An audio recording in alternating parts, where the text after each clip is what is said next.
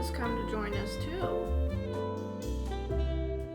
Hello, hi Lexi, how are you? Hopefully the music is okay. I don't know what kind of volume level to put it on right now because I feel like my stream audio is just messed up overall, and I still need Keegan to look at it because I don't know what to do about it. So, yes, good morning. This is gonna be a pretty short stream, maybe an hour and 15 minutes from now.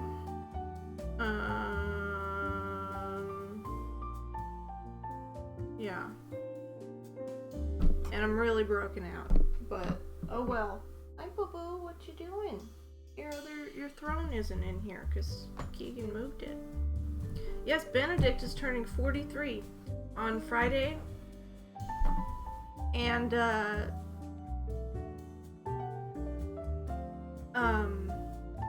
my display at work is still Benedict, and I didn't even know that his birthday was in July, so it's perfect. I'm gonna decorate his display. I work on Friday. And, you know, put it, today's his birthday and stuff. So, and then I'm gonna change it over the weekend because I have a new... Sorry, I'm getting important messages. I have a new display coming up that I've been working on. It's gonna be Asian American authors. And I'm pretty excited about that too.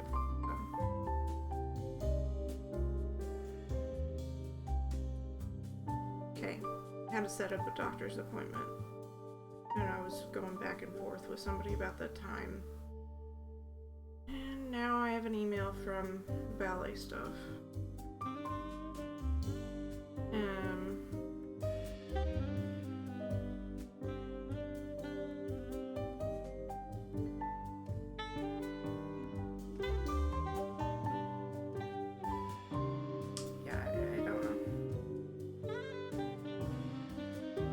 Finally getting new glasses next week after 7 years. Well, that's exciting.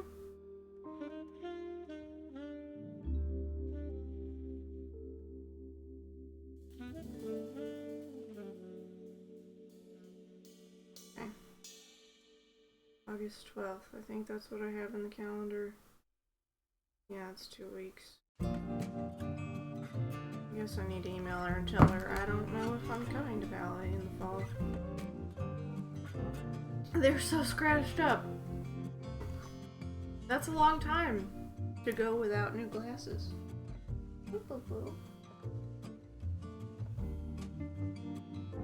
She's so sweet. She gave me a nose kiss before I left to go get Keegan. Anyways, yeah, I think we'll get started. Got my notes here to keep my timestamp. Gotta remember to do that. Because I think the people on YouTube that do watch will appreciate it. So they don't have to listen to me talk and they can just listen to the story. It's a nice song. So we should be on chapter 6. Indeed. Chapter 6 is called The Carved Brass Chest, which I feel like is another title of a Nancy Drew book, but this is The Haunted Bridge. I really like this song. It's nice. Lexi, if you want to let me know if the audio levels are okay, I'd appreciate it.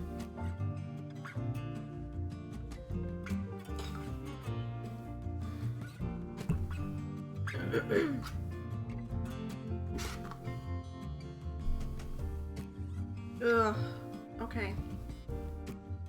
Alright. Let's go for it.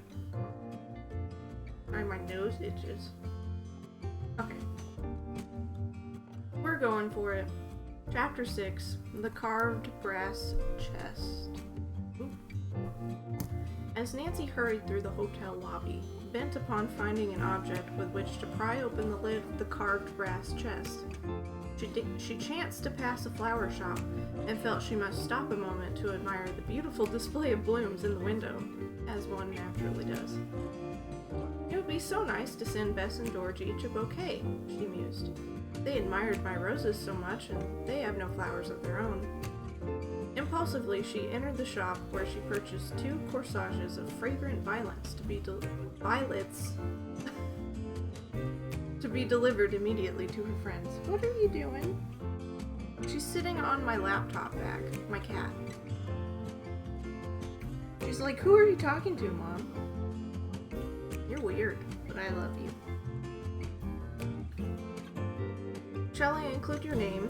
The clerk inquired politely as he wrapped up the flowers. No, just write from a friend, Nancy replied, thinking that it would be fun to tease her chums. She did not wish to make out the cards herself, knowing that Bess and George immediately would recognize her handwriting. She watched as the clerk put down the dictated words. Nancy picked up one of the cards and looked at it curiously. Is that the way you wish it? The man inquired politely. Yes, you have done it exactly right. It was your handwriting which interests me. Haven't I seen it before? I sometimes pen cards for my customers. Perhaps someone sent you flowers from my shop. I did receive a bouquet of roses only yesterday, from a man named Mortimer Bartescue. Oh yes, I remember him. Are you Miss Nancy Drew? Yes, I am. I wrote the card that went with your flowers, the clerk recalled. Mr. Bartescue especially requested me to do it. I see, the girl murmured, without disclosing by her tone that the information had any special significance. I was certain I had seen this handwriting before, but now I understand why it looks familiar. She paid for the corsages and left the flower shop, hurrying directly to the caddy house where her golf bag and spiked shoes were. Bess and George were decidedly mystified when their chum returned to the hotel triumphantly bearing the ladder. What do you intend to do with those shoes? Bess asked curiously. We thought you went after some sort of tool that would help to open up the brass chest. Could you ask for a better implement than a sharp spike? Nancy laughed. Just watch me. I'll soon have that chest unfastened. Holding the metal container firmly between her knees, she held one shoe so that she could insert a row of the spikes on the bottom of it under the edge of the lid. She used the other shoe as a hammer. Now that's an idea, Bess cried in delight. I do believe it'll work, too. Nancy likewise was hopeful. However, the little chest suddenly slipped from between her knees and crashed heavily to the floor. Gracious, George exclaimed. It must contain lead to thud like that. I only hope the person who has the room beneath us doesn't register a complaint at the office, Nancy chuckled. This spiked shoe is an excellent implement, but the lid seems to be downright stubborn. It's almost dinner time, too, Bess declared, glancing at the clock. Shouldn't we start dressing? We might have food sent up here, Nancy suggested, for she was absorbed with the riddle of the unopened chest, and disliked to give up her work even for an hour. Bess and I thought we'd wear our new dinner frocks, George said somewhat apologetically. Of course, if you'd rather not go downstairs. No, this chest can wait, Nancy decided instantly. She added mischievously. You're not by any chance dressing up to impress new swains? Certainly not, Bess returned haughtily. The girls had just finished dressing when a boy appeared at the door, bearing 2 square boxes from the florist shop. They're for Nancy, of course, Bess sighed wistfully. Mortimer Bartescue is a pest, but at least he's generous with his money. Why, these boxes are addressed to us, Bess, George cried in surprise as she took the parcels from the boy at the door. There must be some mistake. Nancy thoroughly enjoyed herself as she watched the girls open the boxes. So far they had no suspicion that she had sent the flowers. Oh, such a lovely corsage! Bess exclaimed in delight, burying her face in the violets. It will be just right to wear with my new dress. But who could have sent it? George was peering at the attached card. From a friend, she read in a mystified tone. And mine is just the same, Bess said in bewilderment. We don't know anyone who would send us flowers. Are you sure you haven't been hiding something from me? Nancy inquired teasingly. Bess and George earnestly assured her that they had no admirers at the Deer Mountain Hotel. Nancy's broad smile betrayed her part in the affair. You sent these flowers, Nancy Drew, Bess suddenly accused. Fess up. Well, yes, I did. I must admit, I'm the mysterious friend. The corsages will give a finishing touch to our new dresses, George declared. It was nice of you to do this, Nancy. I did myself a good turn, too, by visiting the florist. I found out some interesting information about Mortimer Bardescu. Nancy then explained how she had learned that the man had not written the note which accompanied the roses. He seems to be afraid somebody will recognize his handwriting, Bess remarked thoughtfully. Do you suppose he could be a fugitive from justice? He seems to have plenty of money and no visible means of support, Nancy acknowledged. Still, it's never occurred to me that he's the criminal type. I've thought of him merely as an annoying boaster. Soon the girls were ready to go down to dinner.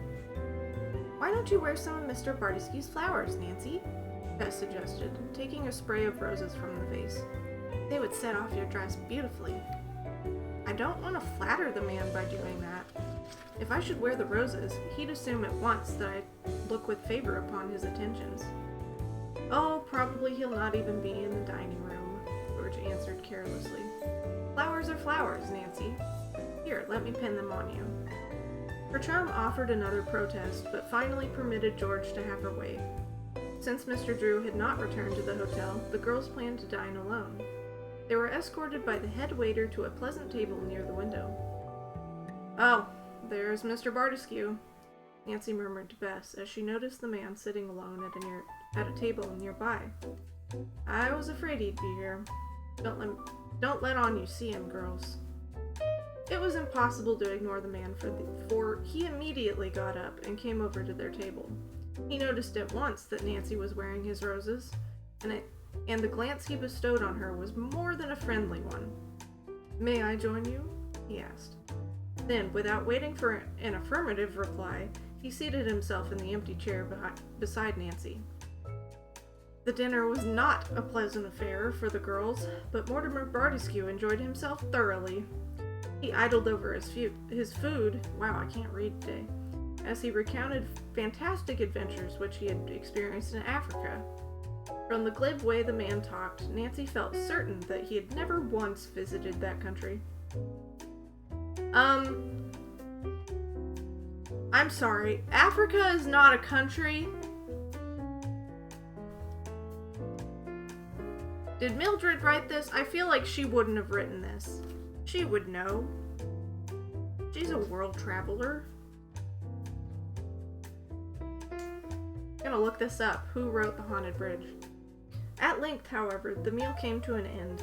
With feelings of relief, the girls left the dining room. Of course, you're staying downstairs for the dancing, Miss Drew? Bardescu asked Nancy as he hovered at her elbow. No, I must visit the doctor, she answered shortly. He's to examine my hand again and give his verdict as to whether or not I can play in the tournament. You're very courageous, Miss Drew. Few girls would wish to enter competition with such a handicap. Nancy offered no response. With a polite smile of farewell, she moved away with her chums. As Dr. Ackerman examined the injured hand, the three girls waited in anxious silence.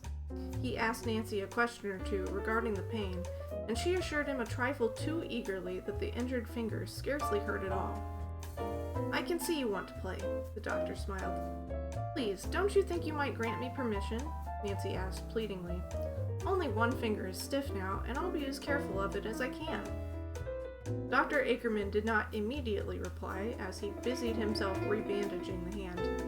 Nancy's face fell, for she felt certain he did not intend to give his consent. She was greatly relieved when he said abruptly, I'll permit you to do it upon one condition. And what's that? You must not remove this bandage. Nancy frowned slightly as it occurred to her that she scarcely could hope to make her best score if her hand were encumbered with protective wrappings. I agree to the condition, she replied reluctantly. And another thing, the doctor added severely. If your hand begins paining you after you've started to play, you must default your match. Otherwise, I'll not be responsible for your case. Nancy and her chums were rather subdued as they went to their rooms. I think perhaps you shouldn't try to enter the competition, Bess ventured sympathetically. If you're unable to make a good score, folks won't realize that it's because of an injured hand. It's no disgrace to default. I want to play in the tournament, Nancy replied grimly. My heart is set upon it.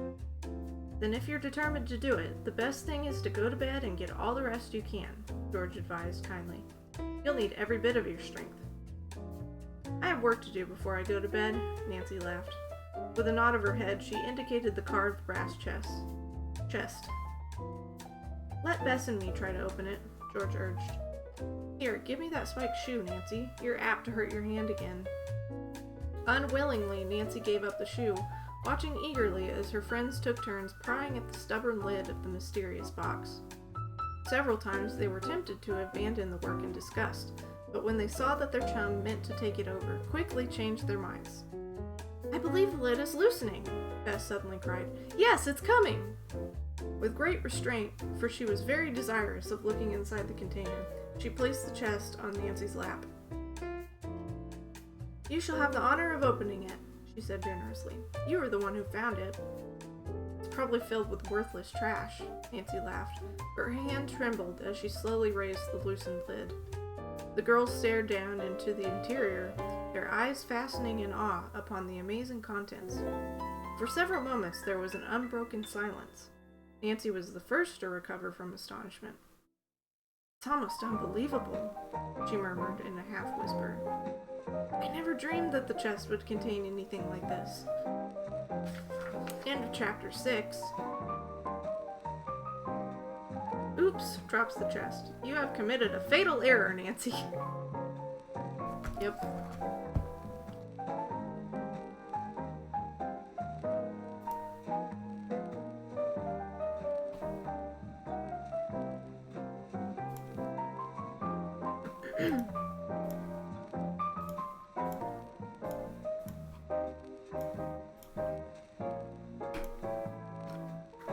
Is my thing correctly?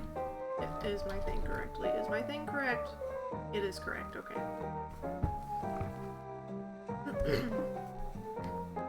Who disappeared? She gave up on me. Okay. I'm just gonna keep going.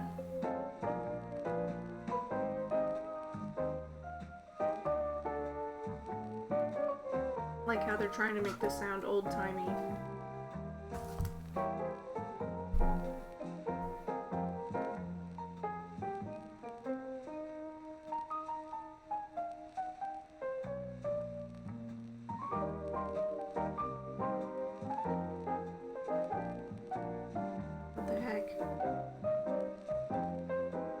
She sent 2 emails with the same thing.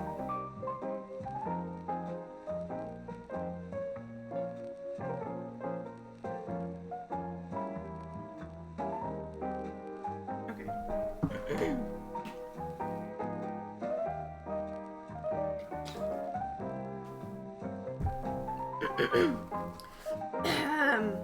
Pardon me. So, chapter 7 is called A Jeweled Vanity Case. Hi, CJ. Welcome for joining. Are you up early or do you have to work?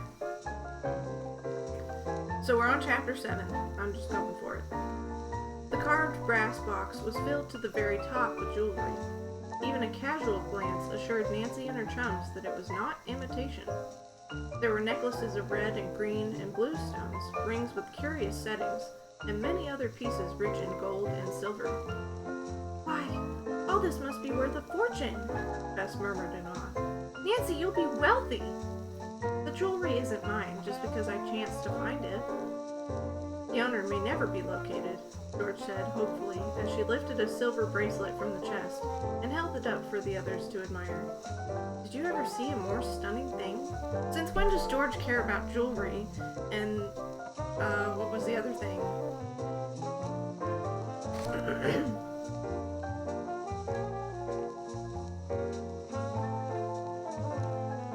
How about this diamond ring? Bess asked, seizing gleefully upon a little gold band set with a beautifully cut stone. Nancy was attracted by a green necklace, but as she carefully lifted it from the chest, she saw an object lying beneath it, which was of far greater interest to her. The article was a jeweled vanity case. Bess and George were so busy admiring the pieces in their hands that they scarcely noticed their chum as she caught up the tiny powder container and eagerly opened it. As she gave a sharp exclamation, their attention shifted back to her. "Girls, just see what I found!" Nancy held open the vanity case so that her friends might gaze at a curious picture fitted into the back cover. "It's a photo of a child," Bess declared. "Evidently ruined by water," George observed. "It looks like a picture of a little girl to me." She and Bess could not imagine why Nancy should consider the discovery so important, for they felt that the photograph was worthless as a means of identifying the former owner of the vanity case. Their chum was tempted to tell them of the search her father was conducting to locate the professor of just such an article, but recalling that the secret was not hers to reveal, she remained silent. "You don't seem very excited over all this treasure," Bess complained, as she and George continued to examine the beautiful pieces. "I was just thinking," Nancy answered absently. Preoccupied, she turned the case over and over in her hand. All means of tracing the woman whom the detectives sought now had been lost. That fact was self-evident to the girl's clear, quick mind, provided the jewelry trinket was actually the woman's property. While Nancy had no concrete proof, she was fully satisfied in her own mind as to its ownership. "I must show Dad the case just as soon as he returns to the hotel," she thought. "This chance discovery may alter all his plans." Bess and George brought up the question of what should be done with the treasure. They were afraid to sleep with the jewelry in their room, fearing that someone might steal it during the night. "I'll give the chest to Dad for safekeeping," Nancy declared. "He'll probably have it locked up in the hotel vault." Shortly after 11 o'clock, the girls heard Mr. Drew enter his room directly across the hall. Nancy lost no time in going to him with the carved brass chest. She threw open the lid, enjoying his look of amazement as he beheld the dazzling display of gems. "My word, Nancy, have you been robbing a jewelry store?" The girl laughed and explained briefly how the chest had come into her possession. She climaxed her startling tale by thrusting the jeweled vanity case into his hand. "Dad, do you suppose this can be the article we've been trying to trace?" Parson Drew carefully examined the gleaming object. He weighed his words carefully as he spoke in an attempt to seem calm, yet Nancy could tell that he too was excited over the discovery. "It certainly fits the description as given to me by New York detectives, and there's no question about the quality of the jewelry. The chest may have been hidden by a member of the jewel theft gang, Dad." "Yes, that's very possible. This discovery may change all our plans. The mysterious woman will become more elusive than ever. If this vanity case belongs to her, yes, we have no other reliable clue. What will you do with the jewelry, Dad?" "Keep it in my possession until I've had time to communicate with New York detectives. I'll send off a telegram immediately giving a description of every piece found in the chest. Possibly it can be identified as stolen jewelry." I'll be glad to turn the cash over to you," Nancy said with a smile. "I don't care for the responsibility of keeping it myself." She kissed her father goodnight, and after telling him that she planned to play in the first round of the golf tournament the following day, hastened off to bed. 9 o'clock the next morning found Nancy waiting at the first tee for Miss Gray, the young woman whose name had been drawn with her own for the initial match. Bess and George were on hand to see their chum drive off, but they had decided against following her over the course, fearing that their presence might prove disturbing. Why? Nancy had arranged for Sammy to carry her clubs, and the little fellow smiled encouragingly as she took a few practice swings. "Wait! I thought they just said George and Bess weren't coming, but here they are." "How does your hand feel?" George inquired anxiously. "Oh, fine," Nancy answered carelessly, for she intended to offer no excuses for herself. Miss Gray soon arrived with her caddy and drove off a ball which sped 200 yards straight down the fairway. If Nancy were dismayed, she did not show it. She stepped calmly to the tee and sent her own ball within a few feet of that of her opponent. Bess and George were delighted at the beautiful shot. From the first tee, they watched the pair play the hole and were almost certain that Nancy had won by a stroke. She's starting off pretty well, even if her hand does bother her. When I started writing about my travel experiences, that's where...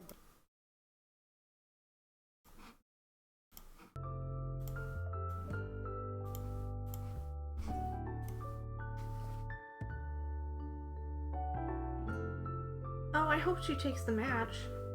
Miss Gray was an able player and did not waste strokes. She took the second hole and the third, leaving Nancy upon the defensive. After that, it was a grim fight, with first one player having the advantage and then the other.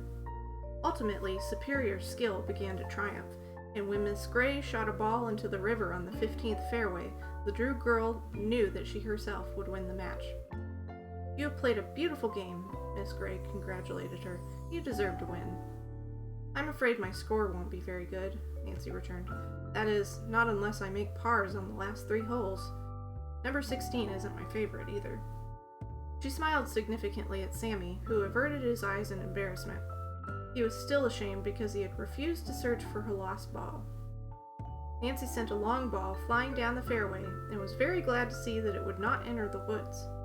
As she walked along with her caddy beside her, the girl could not resist telling him that she and her chums had investigated the haunted bridge. "And nothing happened to you?" he demanded fearfully. "Your so-called bridge has no ghosts, Sammy." "But I've seen the thing moving about." "What you saw through the trees was a white scarecrow. Someone had set it up at the entrance to the bridge." "A scarecrow?" the lad demanded with a short laugh. "Well, that's a good joke on all the fellows. We were sure it was a ghost because we could hear the thing groaning.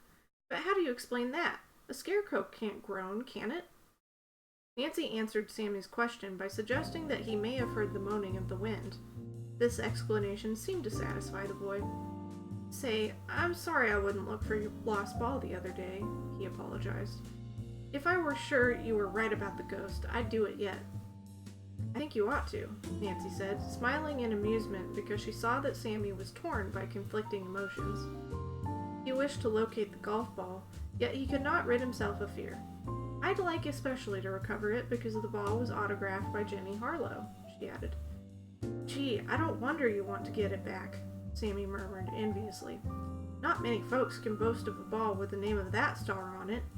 I'll look for it, Miss Drew. Honest, I will." "Have you always lived near the Deer Mountain Hotel?" Nancy questioned the lad somewhat curiously as they were playing the last hole. "Sure," the boy grinned. "All my life."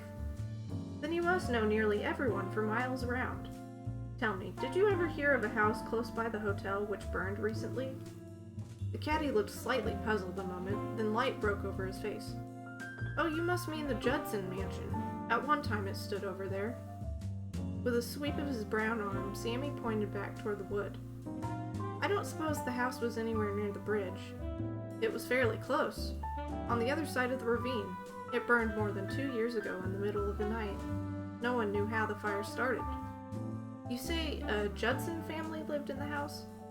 "Not a family, only Miss Margaret."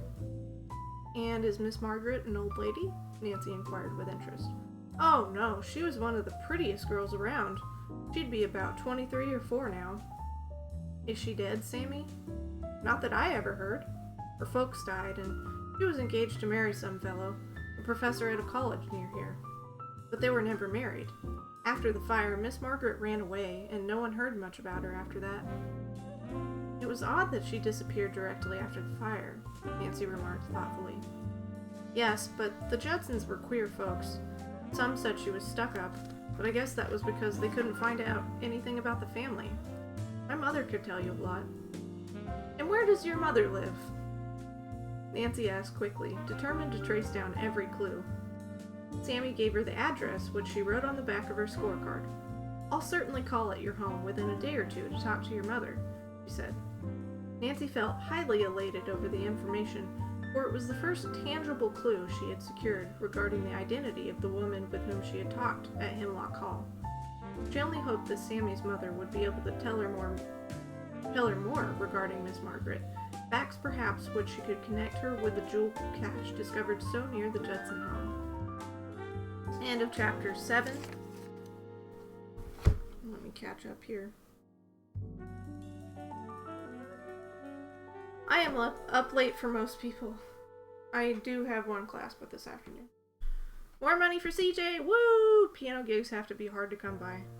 I'll find out if they are, as I'm looking for jobs at the moment in Florida. Can I live with you if you go?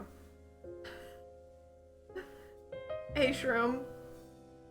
Just FYI. Normally that would be fine, using the F word, but I did mark my read streams as family friendly. Just FYI. But yeah, normally I wouldn't care. Not that it matters, because I don't know that anybody watches that would have children or anything like that. But you never know. Nepotism got me this job because I was recommended by my sister and they just asked me if I wanted to work there. Ooh, that's cool. Connections. It's nice when it works in your favor. Packs.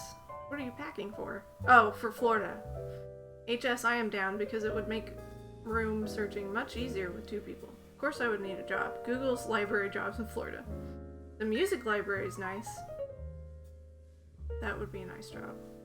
Also, I think the problem with piano jobs is they don't really advertise for them. I think I'd have to just ask people if they want to hire someone. Yeah. Because it's probably networking. It's like who you know and word of mouth. They don't... Yeah. Universities with music departments are probably the best place. Let's make this happen. We could work at the same university and carpool. That would work if we could find a parking spot anywhere. I always walk because there's 0 parking. I don't know yet where I'm living this time if it's close enough. I'm down for walking, it's Florida. The rest of the state is wearing sweaters in January. I'll be wearing capris. Nah, nobody owns sweaters. What part of Florida? And also don't say Miami because it'll probably be underwater relatively soon. Because climate change. Who knows? That could be in like the next 50 years or whatever, but nah, not Miami. I've never been, but I've heard it's weird, and a lot of celebrities live there or something. I don't know. I don't really care. I haven't been to Florida, I don't think, since I went to just out of Michigan. Lexi, do you want to trade? Do you want to switch? Because I'd rather live in Michigan. Tallahassee. Okay. So that's like the Panhandle area, right? Which I guess would also be underwater. Never been there. It'll be fine. You'll be safe. Anyways, what was I gonna say? I wish you best of luck in your job search, CJ. I know how stressful that can be. But no, it's not on the water at all. Oh, okay. But it's easy access, right? You could drive down whenever you want. That's the cool thing about living somewhere with a coast. Like, I'd love to live in Seattle because the beach is only like 3 hours away by car. And you can just drive down there on the weekend, have a beach house. That would be the life, man. And I love Seattle. Much like Michigan, everything is easy access. Is that sarcasm? I do really like Michigan, Lexi. I mean, of course, I've only been to Lansing. No, Peninsular States for the win. Yeah, because you can get to the lake, right? And that's pretty cool. I've heard it's really beautiful. Like 35 minutes from the coast. That's awesome. My mom would be really jealous. She loves Florida. I just haven't... The only thing I've done a few things. That's the thing. I love winter. And I love the snow. And I'm sure you guys are sick of it because you've been around it your whole life. But we get it like maybe a couple times a year and it's not that much. And it usually either melts or turns into slush like in a couple days. And it's just not... It's pretty for like the first couple hours, but then it starts melting, and it's sad. And it would be fine if I didn't have to drive. Yeah, that's fair. Yeah, you'll learn to hate it pretty fast. Yeah. I mean, I would imagine that I'd get tired of it eventually, but like, I don't know. I'd enjoy the change, and I like the cold. I like dreary weather.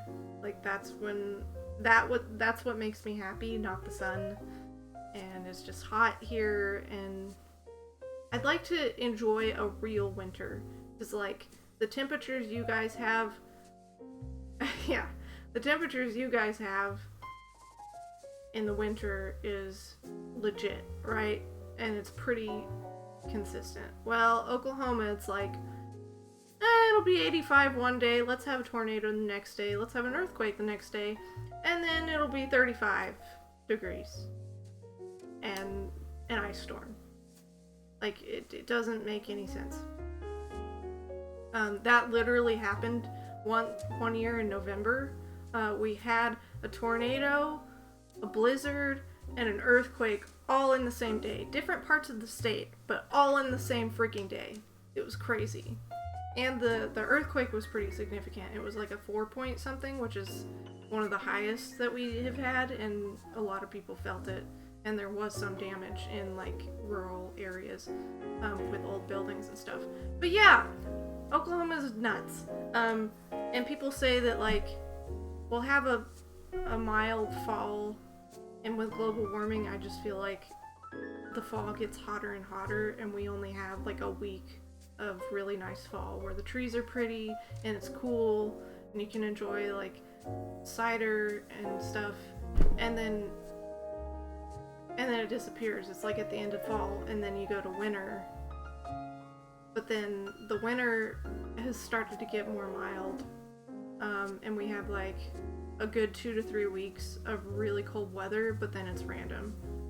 No global warming here. Well, that's the thing. Global warming, it's like, depending on where you are. Yeah, exactly. Depending on where you are, global warming is just like extreme weather. So like in the north, yeah, it's gonna be super cold, but here it's gonna start getting really hot. And with hurricanes getting worse, tornadoes getting worse, like that's how climate change is. Yeah, coldest winters. But people who, think that climate change is a joke, which is ridiculous, because it's a fact. The scientific fact that climate change is a thing. Anyways, sorry, not to be political. And it shouldn't even be a political issue, because it's fact. Anyways, a lot of people who don't believe in it will use that as an excuse and be like, oh, global warming doesn't exist because it's super cold here.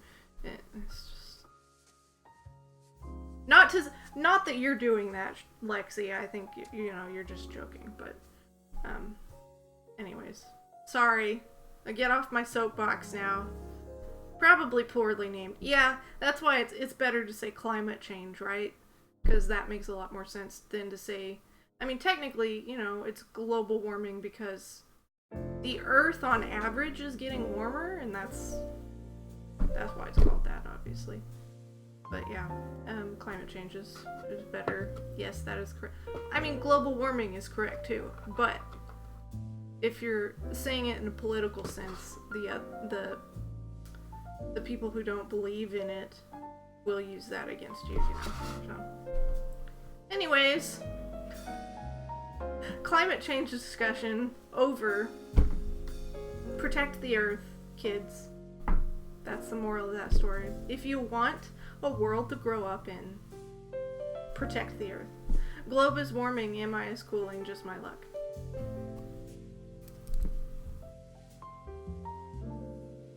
Okay. Alright, shall we continue? I got really worked up over that. I'm like, sweating. Oh, Michigan, you're silly. Hi, Terry.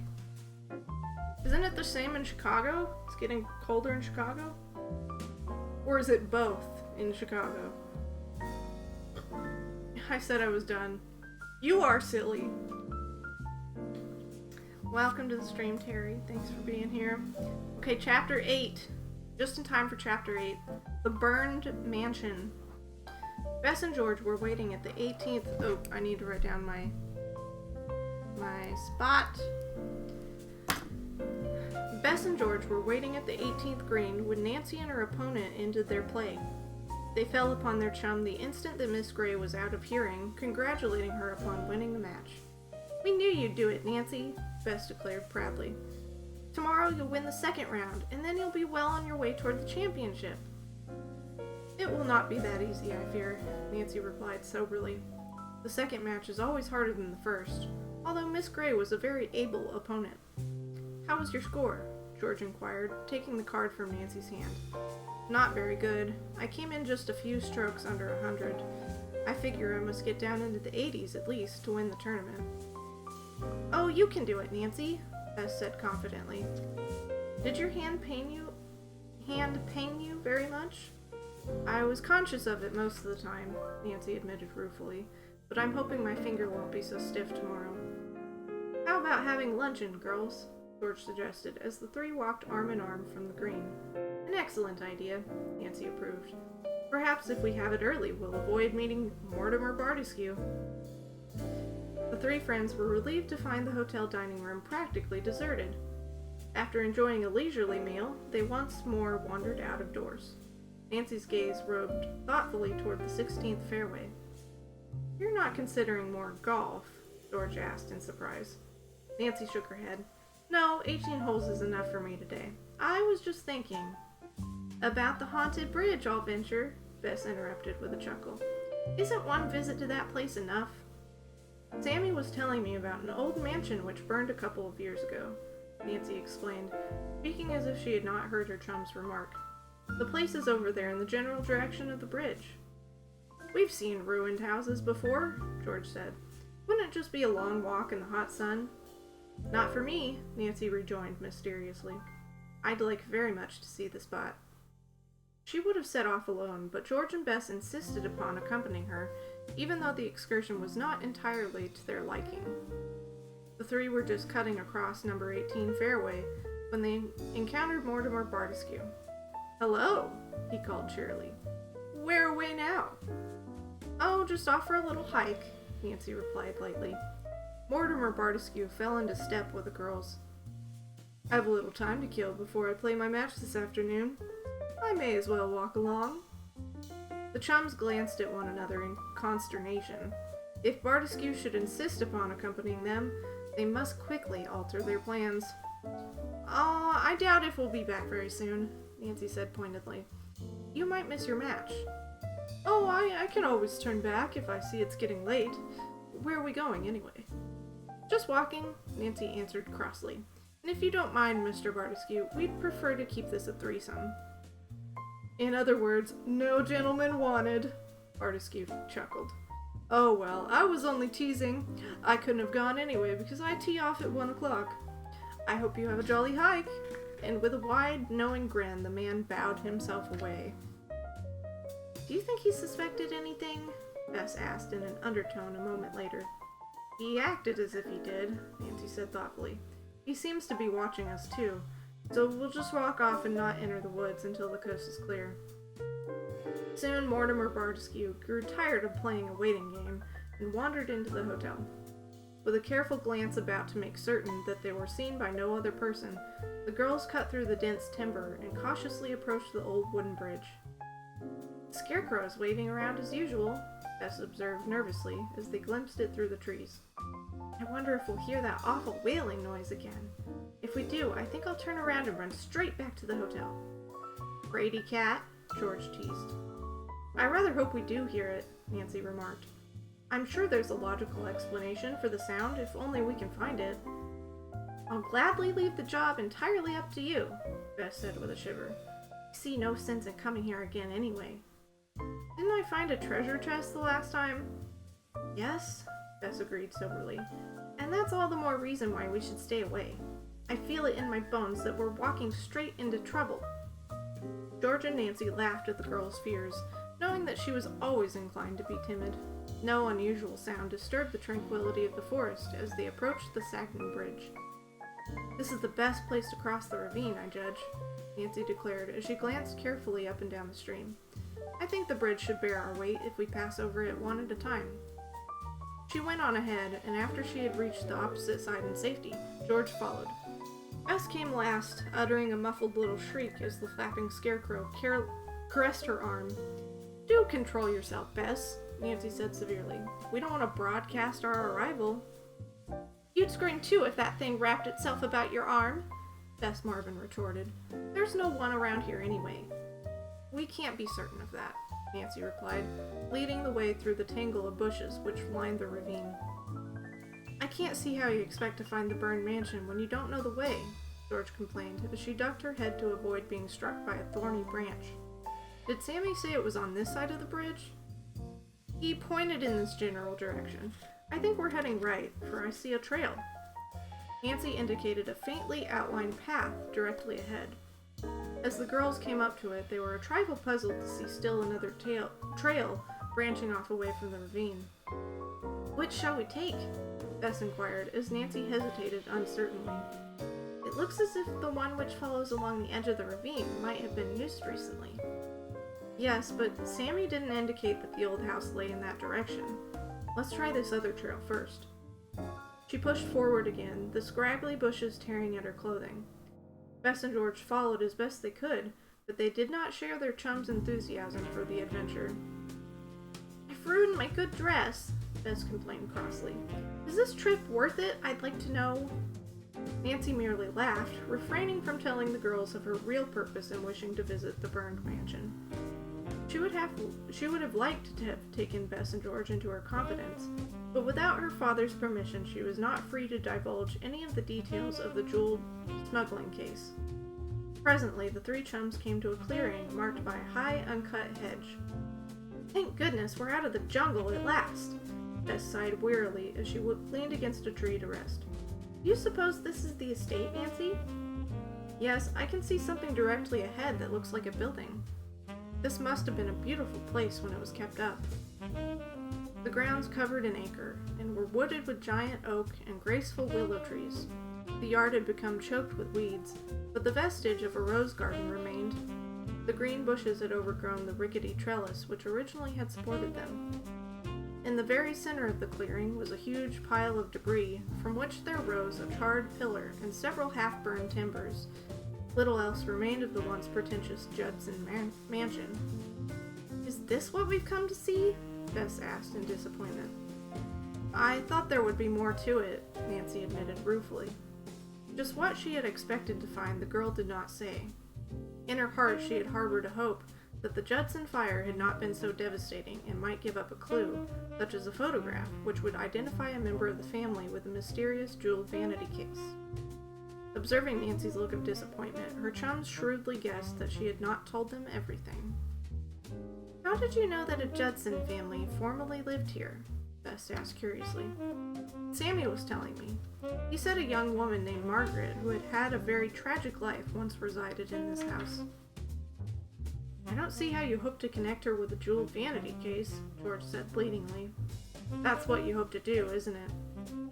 Maybe, Nancy smiled impishly. I really can't tell you anything about it just yet. I must have Dad's permission first. Oh, does this concern his case? Bess asked in surprise.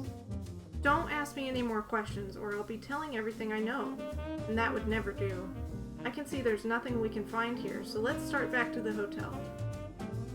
Bess and George did not urge their chum to reveal her secret, realizing that she had promised her father to remain silent. Few words were exchanged as the girls made their laborious way back to the ravine. Nancy was absorbed with her own thoughts.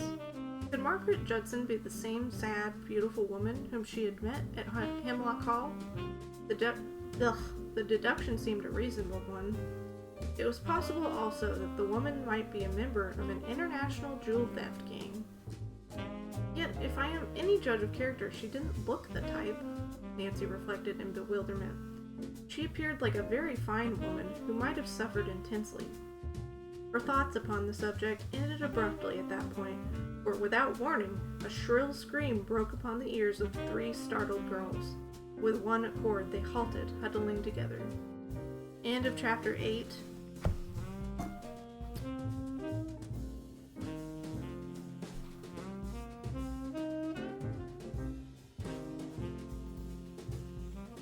Two of my favorite people are in Chicago right now, Terry and Kauai. Oh, what's Kauai doing in Chicago? Oh, Kauai is having a wonderful time, and thank you for the kindly claim. It was very kind. Need a George and best to my Nancy. She went to Navy Pier for dinner last night. Ooh, she's kind of stuck in her group, so she can't really visit, sadly. Aw. Good old Navy pie, overpriced and home of 4th of July fireworks violence. That sucks!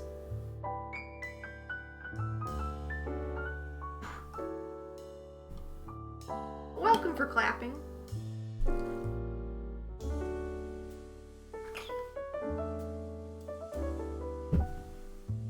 I'll probably do one more chapter, and then I need to head out. I've got my last tattoo appointment today for my Life is Strange tattoo. I need to shower and wash my hair and eat.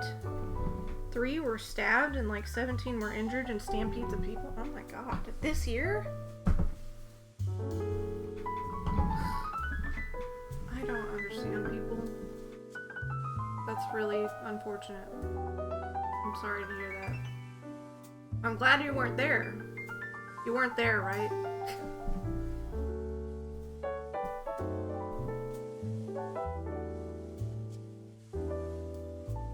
Ugh. Violence is not the answer. It really is not. Nah, it's overcrowded and under fun. Yeah. Well, I'm glad you weren't there.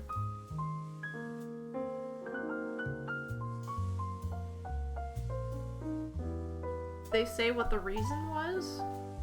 Not that there's any good reason, but, like, do you know what started it? I suppose I could just look up a news article, but...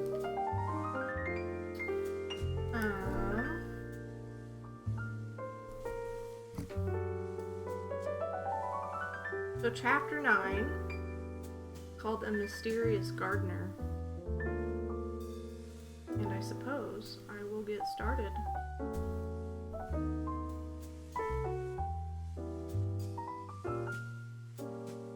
So, I'll start with chapter 9. Here we go.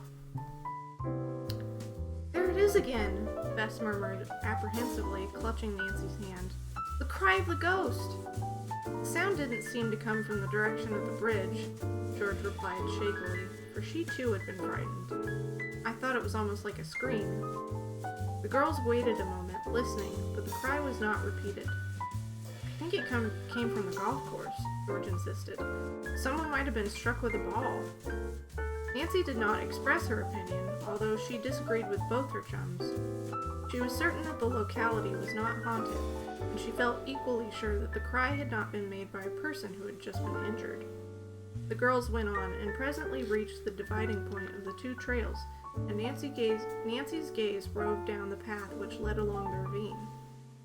I think the sound came from that direction, she announced firmly. Let's investigate. Let's not, George cried, grasping her chum's arm. We've had enough adventure for one day, Nancy drew. Yes, you're altogether too daring, Bess added quickly. I want to get away from this dreadful place before something happens. Nancy's feeble protests were sternly overruled, and she was fairly pulled along toward the haunted bridge. The girls darted across it and retraced their steps toward the golf course. To avoid meeting any players who might be coming down the fairway, they kept just within the fringe of woods. Now and then they could hear voices and knew that a match was being played somewhere nearby. Suddenly a ball came whizzing through the air, striking a tree not more than a dozen yards from where the girls were walking. It bounced wickedly, coming to rest squarely behind another tree. Someone will have a mean shot to play, Nancy chuckled. Let's duck back out of sight and watch. Scarcely had the girls secreted themselves behind some trees when Mortimer Bardescu entered the woods. He was muttering to himself, savagely berating what he termed his luck. The man hunted among the shrubbery for a few minutes and finally came upon his ball. "Never mind, Caddy," the girls heard him shout. "I found it." Satisfied that no one was near, Bardescu took an iron club and deftly raked the ball from the hole in which it had lodged. Now, with it lying in an unobstructed path to the fairway, he played a clean shot out of the woods. "Did you see that?" Nancy asked her companions in deep disgust. "What is this music?" "He deliberately cheated." I don't like this. Just skip ahead. That was really out of character from the rest of the music. "Someone should report such conduct," Bess declared angrily. "That man surely ought to be barred from competition." "I should think his own conscience would plague him," George added, "but apparently nothing ever bothers him." When the girls reached the hotel, they found Carson Drew sitting on the veranda. After chatting with the three for a few minutes, he took Nancy aside and told her that he would have to leave for New York on the midnight train. "Then shall I pack at once, Dad?" "There's no necessity for ruining your vacation, Nancy. I expect to be gone only a short time. New York detectives have asked me to bring the carved chest and its contents there for examination." "Then they think the jewelry may be stolen property?" Nancy asked quickly. "Yes, the description tallies. While I'm gone, Nancy, you might keep your eyes open for that woman you encountered at Hemlock Hall. In the light of recent developments, she'll be wanted for questioning." "I'll watch for her, Dad. I suspect that her name may be Margaret Judson, but I have no proof." "You've done remarkable work on the case so far," Mr. Drew praised his daughter warmly. "While I'm gone, just be careful, and remember that the woman we are after is a shrewd, dangerous individual." "I'll bear that fact in mind," Nancy promised soberly. She helped her father pack a light bag, and later that night went with him to the railroad station. Learning in the morning that her golf match would not be played until later in the day, Nancy set off alone for the nearby village, there to call upon her caddie's mother. Mrs. Samuel Sutter, Sr. was doing the family washing when the girl drove into the yard. The woman had been warned previously by her son of the impending visit and greeted Nancy Drew cordially. "I'm a sight in these old clothes," she apologized, jerking off a damp and soiled apron. "I hope I'm not keeping you from your work," the girl said politely as she was escorted into the parlor. "I was just hanging up the last basketful of wash when you drove in. No, I'm glad of a chance to sit down for a spell. I like nothing better than a good visit." "Have you a large family, Mrs. Sutter?" "3 boys," the woman replied proudly. "Sammy, he's the middle one, and the best worker of the lot. Many a day he brings $2 or $3 home from the Deer Mountain golf course." The loquacious mother launched into an account of the virtues of her various sons, so it was with difficulty that Nancy changed the subject to that of the Judson family. "Oh, yes," said Mrs. Sutter with a nod. "Sammy was telling me you were interested in them, though I told him I didn't see why anyone would be about the Judson family. Aloof folks they were, never mixing with their neighbors. Margaret was a pretty girl, but she aged up some after her parents both died. She was engaged to marry a college professor. I don't know what happened. Some thought one thing, one another, but after the fire she just up and ran off. I did washing for a woman who knew the young man. She told me he was all broke up over it, and he never has married since." "Why did Margaret run away?" "Some folks said it was because she was so upset over her parents' death, and then the fire on top of it." This music is distracting. "Others thought maybe she just wanted to break the engagement and didn't have the courage to tell the professor." "Is there no member of the Judson family living in the community now?" "Oh, no, they're all dead except Miss Margaret, and land knows whatever became of her." That's weird. It says land. It probably meant lord, but it says land. There's no one who even remembers the family very well, except perhaps the old gardener. Nancy had begun to fear that her trip to the Sutter home was entirely wasted, but at this last scrap of information she became alert again. Mrs. Sutter did not remember the man's name, nor where he lived. I heard that for a while he sometimes would go back to the Judson place. Oh. I heard that for a while he sometimes would go back to the Judson place and cut the weeds, but I guess lately he's given up hope that Miss Margaret ever will come back. You have no idea where I can find this gardener, have you, Mrs. Sutter? Not unless you happen to run into him by accident. He doesn't come to town very often, and I know of no one who could tell you where he lives. I'd give a great deal to find the man, Nancy murmured, thinking aloud.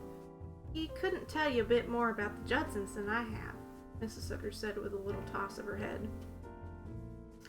You're pretty interested in the family, aren't you? Well, yes, I guess I am. No kin of yours, are they? Not to my knowledge, Nancy answered, smiling. She could see that Mrs. Sutter was fairly overcome by curiosity. I found something near the golf course which I thought might belong to Margaret Judson. For that reason, I'm trying to trace her. The explanation partially satisfied Mrs. Sutter, and Nancy left before the woman could ask another question. In traveling back toward the Deer Mountain Hotel, the girl stopped her car at a filling station and learned from the attendant there that the old Judson estate could be reached by a dirt road which ran south of the ravine. I'll run out there just on the chance that the gardener may be somewhere about the premises, Nancy decided impulsively. I'll still have time to get back to the hotel in time for my afternoon match. The trip took a little over half an hour. Nancy left the car by the roadside and walked up an abandoned lane to the estate.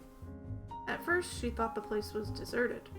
Suddenly, her heart leaped with hope as she glimpsed a man some distance away who was mowing weeds with a hand sickle.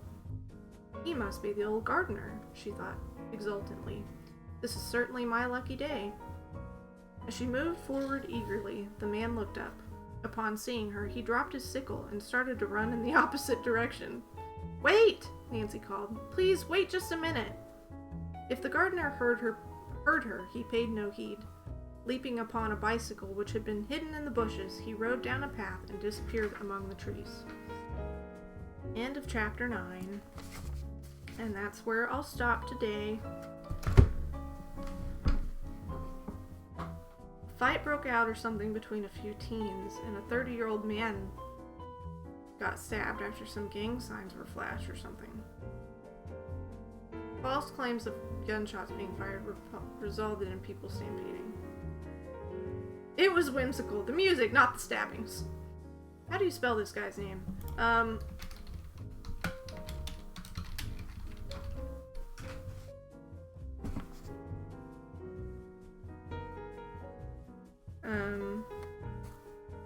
Well, as Terry likes to call him, his little-known nickname is Morty Barbecue.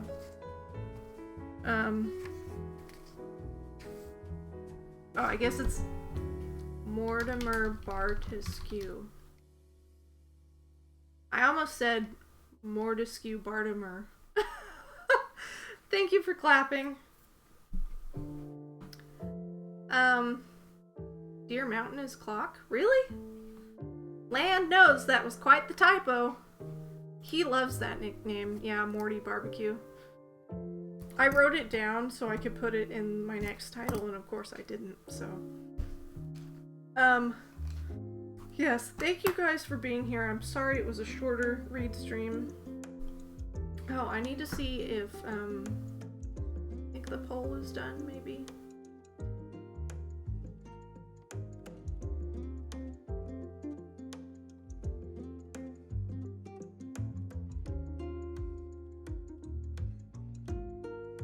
Okay, so the poll that I put on Twitter, I asked you guys to vote for when an option for the Indie Fam Sim stream would work out for you guys, and it looks like it'll be the 19th, Friday, after 7 p.m., and I think that'll work out, but I do need to check on a couple things. I may be going to an event before then, so I don't know. But it will be after 7 p.m., so maybe 8 or 9 Central. And hopefully people can be there that I can make Sims into. Oh. The deliciously good nickname. Well, that was all Terry. Deer Mountain Resort is in Clock. Okay. Apparently I haven't played Clock in a while because I don't remember that, but I trust you. So, thank you guys for being here. I really enjoy your company. That's why I stream, to hang out with you guys. So thank you so much for being here. That's a good place to stop the music. And so my next stream, I do believe, I need to look at that. I just refer to Discord. You're welcome for the stream. So I am planning on streaming tomorrow at 10 a.m. I'm gonna do some Stardew. I look forward to seeing Sims gameplay. Okay, cool. CJ, we already made you, right? You're already a Sim? I think. I don't know. You can text me about it. Anyways, yes. So hopefully I'll see you guys tomorrow for some Stardew, and then if not, hopefully I'll see you for Sims. So I'll post about that. And yeah, he stood around outside in his underwear. That's right. Thank you. Thank you for refreshing my memory. Very good point. CJ in his underwear. Okay. Alright. I'll see you guys later. Yes, I remember making him now. Duh. Okay. I hope you have a good rest of your Wednesday. He was just so gosh darn comfy. That's right. I look good. You did look good. Alright. I'll see you guys later. Bye.